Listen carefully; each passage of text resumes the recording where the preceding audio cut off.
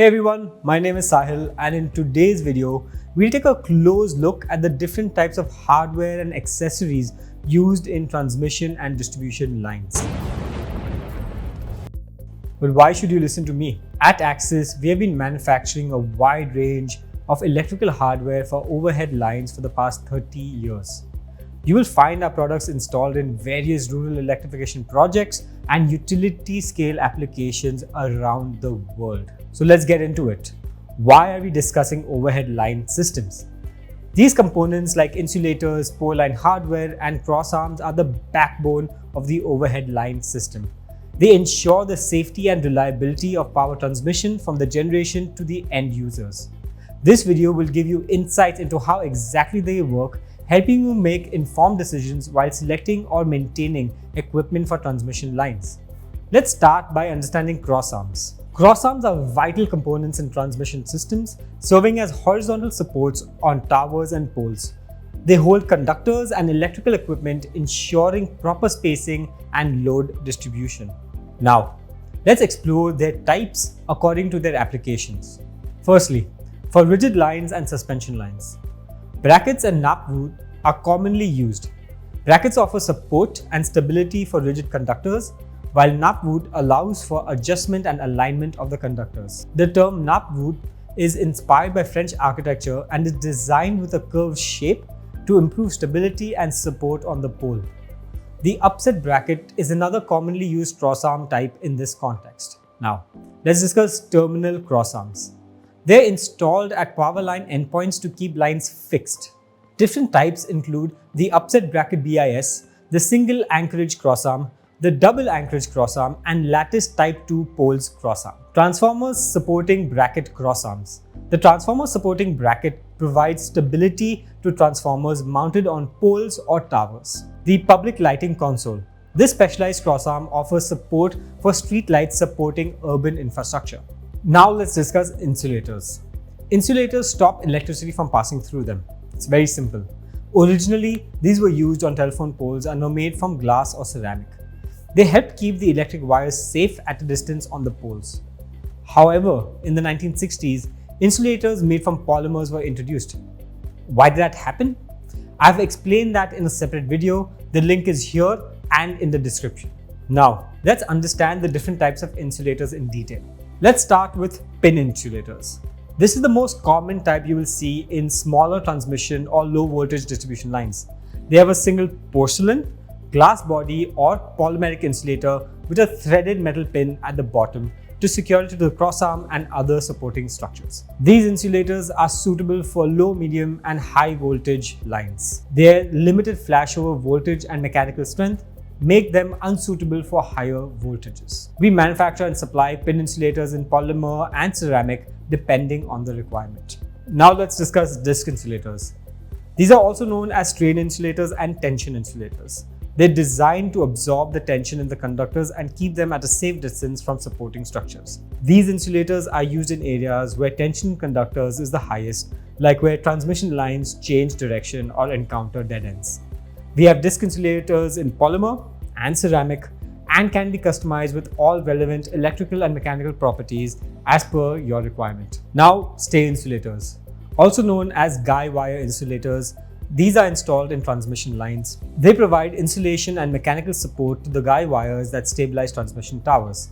These insulators prevent current from flowing from the tower structure to the ground through the guy wires. They're made from porcelain to withstand mechanical loads and electrical stresses.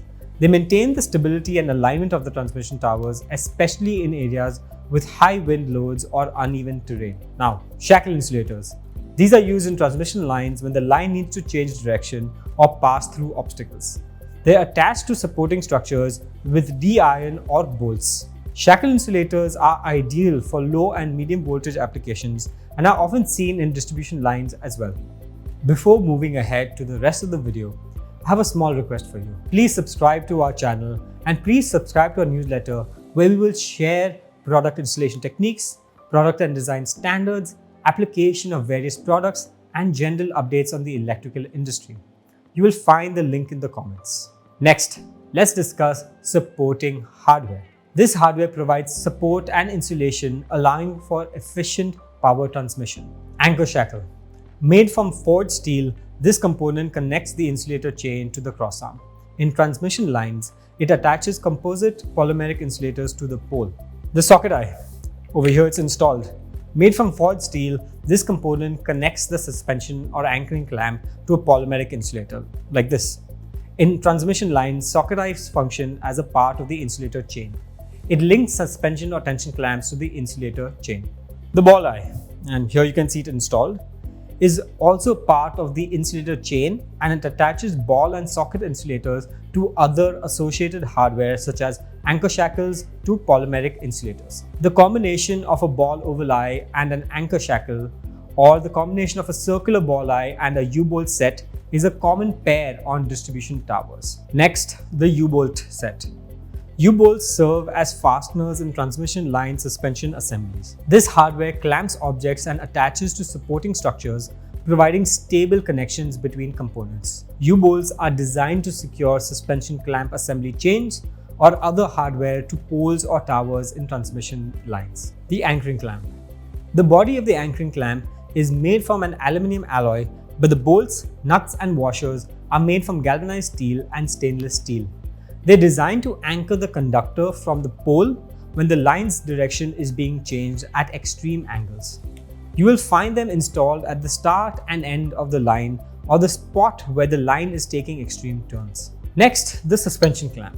The body of the suspension clamp is made from an aluminum alloy, but the bolts, nuts and washers are made from galvanized steel and stainless steel. These clamps support and safely carry cables from the pole. Unlike anchor clamps, they're installed everywhere on the pole except at the start, end and extreme turns. Now let's discuss guying accessories. These accessories are designed to support the guide poles or towers in transmission lines. Let's understand the important types of accessories here. Firstly, the stay rods. Also known as anchor rods and guy rods, they're designed to anchor the poles to the ground. They're manufactured from mild steel or carbon steel depending on the requirement. The stay plate, also known as anchor plates, they're used as part of a stay set to install the stay rod. They're manufactured from prime steel sheets and come with slots or holes depending upon the anchor rod size and construction. Now, the guy thimble. Guy thimbles ensures gaps by preventing crushing and maintaining a safe distance between two adjacent conductors. I've covered just a few components that are used in overhead line systems, but there are many more components which I will address in upcoming videos. So subscribe to this channel if you want to see those videos. At Axis, we have a team of more than 50 engineers who are ready to help you with designing, installing and testing your electrical hardware. Clients across the world trust and install our components in various settings including substations, data centers, factory, transmission and distribution lines. Don't forget to like and subscribe to our channel for more videos about transmission and distribution lines and other electrical engineering topics.